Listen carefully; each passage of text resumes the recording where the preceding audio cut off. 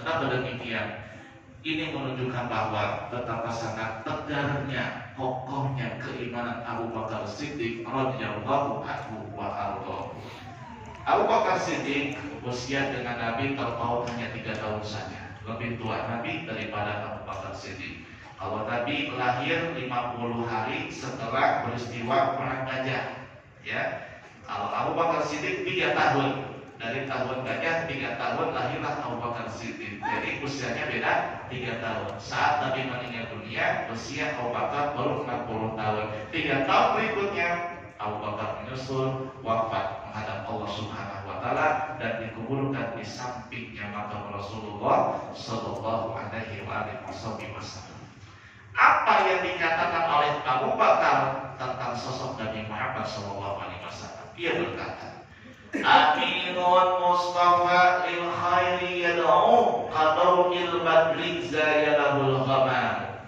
Nabi Muhammad adalah amin, seorang manusia yang terpercaya, yang amanah. Atau amin diartikan yang tidak pernah berbuat dosa, yang dijaga dari perbuatan dosa dan maksiat. Mustafa, hamba pilihan Allah Subhanahu wa taala. Lil khairi yad'u, yang selalu mengajak kepada kebaikan dan hal-hal positif. Qadawnil badri, yang bagaikan pancaran purnama. Zajalahul ghamamu, yang pancarannya itu terbelah oleh bayangan ataupun oleh laluan daripada awan-awan yang ada di langit.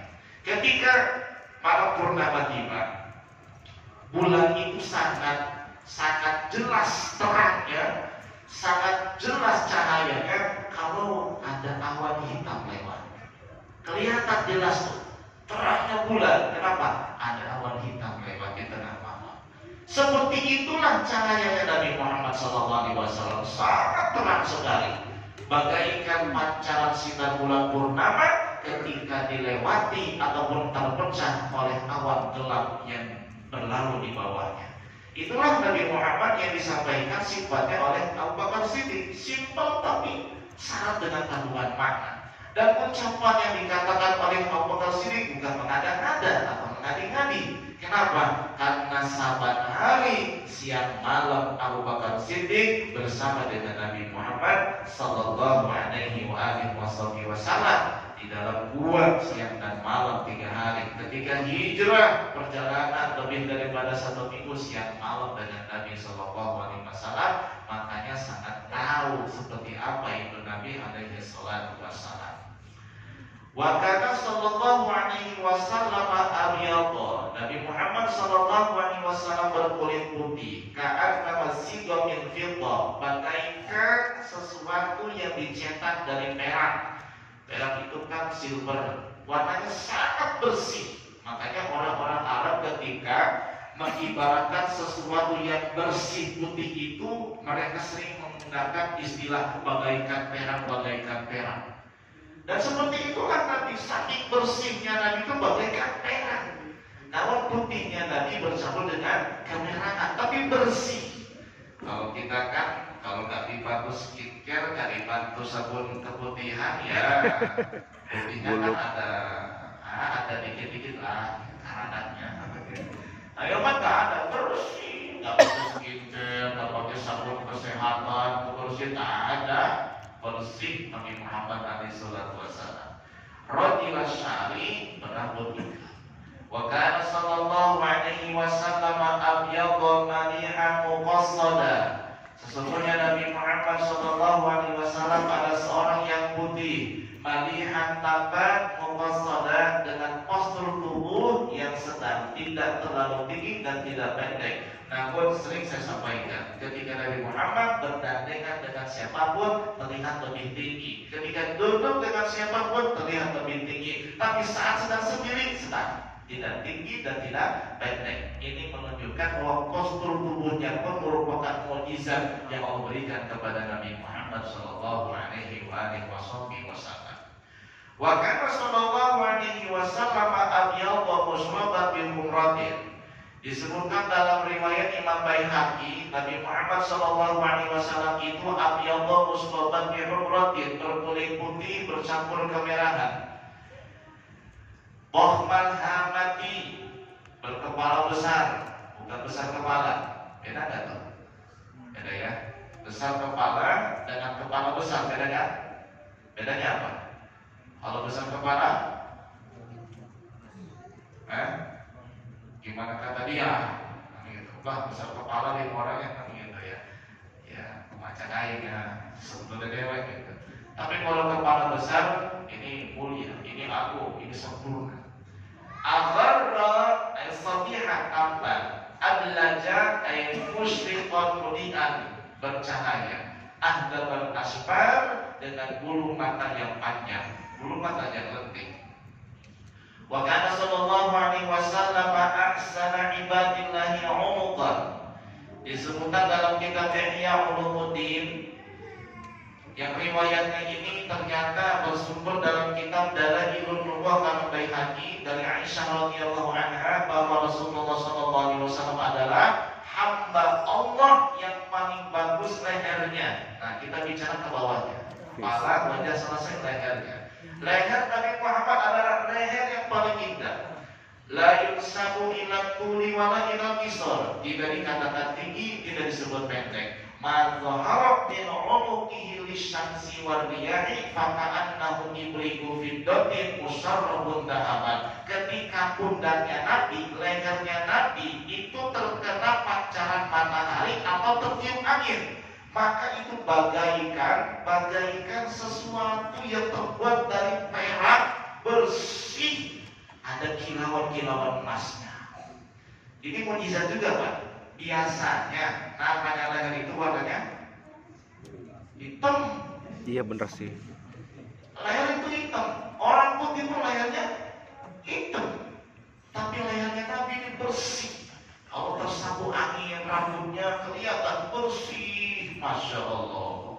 Jadi diibaratkan bagaikan perak yang bercampur dengan warna keemasan. Masya Allah. Uya kebayangin itu. Ya, nggak kebayang. Kayak indahnya ini. Ini yang mengatakan Sayyidah Aisyah. Siapa? Istri Nabi SAW yang tentu tahu dalam fisiknya Nabi. Ya talaqlahu fi bayadil fiddah wa fi humratil dhahab, memancar cahaya dalam putihnya ataupun beningnya merah dan dalam merahnya atau kilauannya emas. Wa kana sallallahu alaihi wasallam min ahsani ibadillahi syafadain, dan Nabi Muhammad sallallahu alaihi wasallam adalah hamba Allah yang paling indah kedua bibirnya. Sampai ke bibir itu disebutin nama sahabat. Paling indah bibirnya. Wa al-tafihim khatma famin. Wa al-tafihim khatma famin. Dan yang paling lembut tutur katanya. Ada orang bibirnya bagus, lidahnya pedas. Ada orang yang bibirnya jelek, ngomongnya bagus. Jangan sempurna manusia mah. Tapi dari Muhammad, bibirnya bagus, ucapannya lemah. Wa kana sallallahu alaihi wa alihi wasallam aridus sadri la ya'dul lahmu ba'di badanihi maqwan kalbir'ati fi istiwaiha wa qalqamari fi bayamihi. Dada Nabi sallallahu alaihi wasallam itu bidang, ya. Tidak ada daging yang menonjol ke depan. Enggak kayak binatang begitu. Dadanya bidang, bagaikan cermin yang rata dan bagaikan bulan di dalam pancaran cahayanya.